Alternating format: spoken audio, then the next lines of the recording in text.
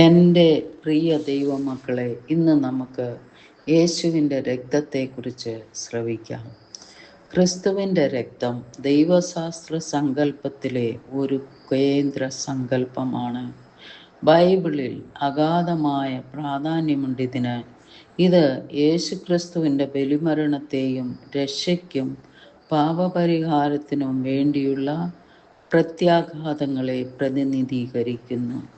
പഴയ നിയമത്തിൽ പാപം മറയ്ക്കുന്നതിനുള്ള താൽക്കാലിക മാർഗമായി മൃഗങ്ങളുടെ രക്തം ഉപയോഗിച്ചാണ് ബലി അർപ്പിച്ചിരുന്നത്.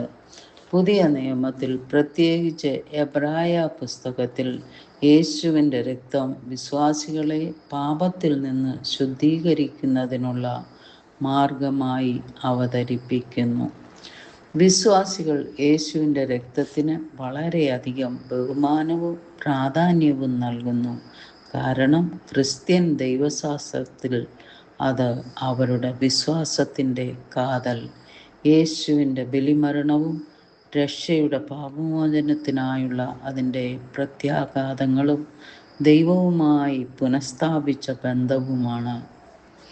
പാപത്തിൻ്റെ പ്രായശ്ചിത്തം, ഒരു പുതിയ ഉടമ്പടി സ്ഥാപിക്കൽ, തിന്മയുടെ മേൽ വിജയം, ദൈവവുമായുള്ള ബന്ധം പുനഃസ്ഥാപിക്കൽ, ത്യാഗത്തിൻ്റെ ശക്തി, ആത്മീയ ശുദ്ധീകരണം, കൂട്ടായ്മയുടെ പ്രതീകമായി അത് വളരെ ബഹുമാനിക്കപ്പെടുന്നു. അത് നമ്മെ സംബന്ധിച്ചിടത്തോളം ആഴത്തിലുള്ളതും പ്രാധാന്യമുള്ളതും ആണ്. കാരണം അത് സുവിശേഷ സന്ദേശത്തിൻ്റെ കാതലാണ്. ക്രിസ്തുവിൻ്റെ ബലിമരണത്തിലൂടെ മനുഷ്യർക്ക് പാപമോചനവും തിന്മയുടെ മേൽ വിജയവും ദൈവവുമായുള്ള അനുരഞ്ജനവും ലഭിക്കുന്നു. വിശ്വാസികളെ സംബന്ധിച്ചിടത്തോളം യേശുവിൻ്റെ രക്തം കേവലം ഒരു ദൈവിക ശാസ്ത്ര സങ്കല്പമല്ല, അത് നമ്മുടെ രക്ഷയുടെ മാർഗവും വിശ്വാസത്തിൻ്റെ അടിത്തറയും സ്നേഹത്തിൻ്റെ ആത്യന്തിക പ്രകടനവുമാണ്. അത് കൃപയുടെ വിലയെയും ദൈവവുമായുള്ള ഒരു പുതിയ ബന്ധത്തിലേക്ക് നമ്മെ കൊണ്ടുവരുന്ന പരിവർത്തന ശക്തിയെയും പ്രതീകപ്പെടുത്തുന്നു.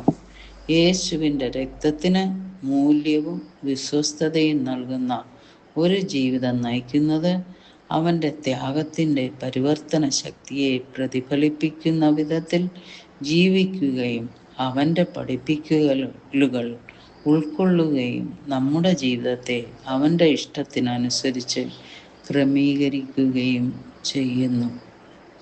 നാം കൃതജ്ഞതയുടെയും ആരാധനയുടെയും ജീവിതം സ്വീകരിക്കുക, സത്യസന്ധതയോടും വിശുദ്ധിയോടും കൂടി ജീവിക്കുക, മറ്റുള്ളവരോട് സ്നേഹവും അനുകമ്പയും കാണിക്കുക, പരിവർത്തനവും പുതുക്കിയ സ്വത്വവും പിന്തുടരുക, സുവിശേഷം പ്രസംഗിക്കുകയും അവൻ്റെ സ്നേഹം പങ്കുവയ്ക്കുകയും ചെയ്യുക, ക്ഷമയുടെ ശക്തി ഉൾക്കൊള്ളുക, ശാശ്വതമായ വീക്ഷണത്തോടെ ജീവിക്കുക, വിനയത്തോടെ നിലകൊള്ളുക, നന്ദിയുള്ളവരായും ഇരിക്കുക. ചുരുക്കത്തിൽ, യേശുവിൻ്റെ രക്തം സ്നേഹത്തിൻ്റെയും വിശുദ്ധിയുടെയും വിനയത്തിൻ്റെയും നന്ദിയുടെയും സാക്ഷ്യത്തിൻ്റെയും ജീവിതമാണ്.